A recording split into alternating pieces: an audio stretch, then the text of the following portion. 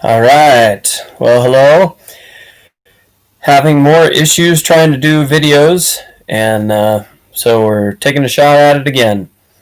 Um, this is my son, and he is joining us today. You can say hi. Hi. Okay. So we are in Galations chapter 4, and we're going to start just to remember what we ended off with chapter 3. For as many of you as were immersed or baptized into Messiah have put on Messiah. There is no Jew nor Greek, there is not slave nor free, there is not male or female, for you are all one in Messiah Yahweh, or in Jesus Christ. That's what that means. Christ Jesus. And if you are of Messiah, then you are seed of Abraham and heirs according to the promise. Now he's going to talk more about Abraham in this chapter, and it's amazing. So, starting at verse 1, chapter 4, and I say, for as long as the heir is a child, he is no different from a slave. Are you a child? Yeah. Are you a slave? Yeah. Paul is saying it's like there's no difference, even though he is master of all. Verse 2, but is under guardians and trustees until the time prearranged by the Father. Okay? So do you have teachers? Yes. You have people that teach you and help you? Yeah. Does your dad help you? Yes. Does your mom help you? Yes. Okay. So he's under trustees and teachers, guardians, until a time prearranged by the Father. So Kellen, my son, is waiting for a time when I give him an inheritance because he's my son. Okay?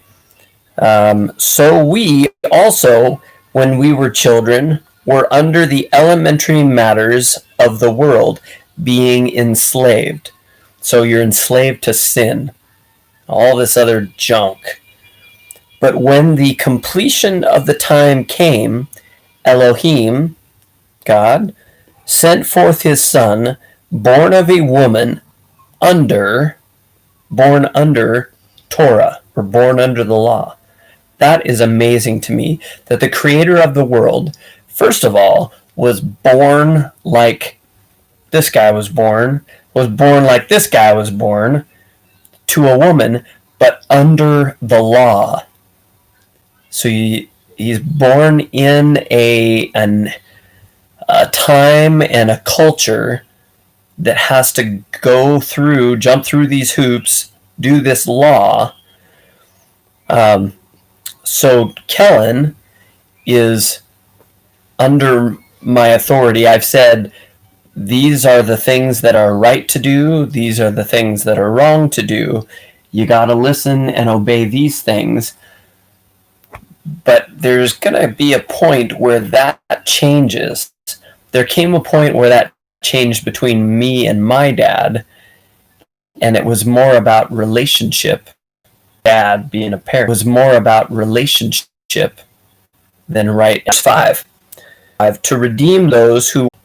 So all of who God is, the Spirit of his Son, into your hearts, crying, Abba, Father. So it's not just lovey, cuddly, buddy, daddy, but it's Father, authority, and power too.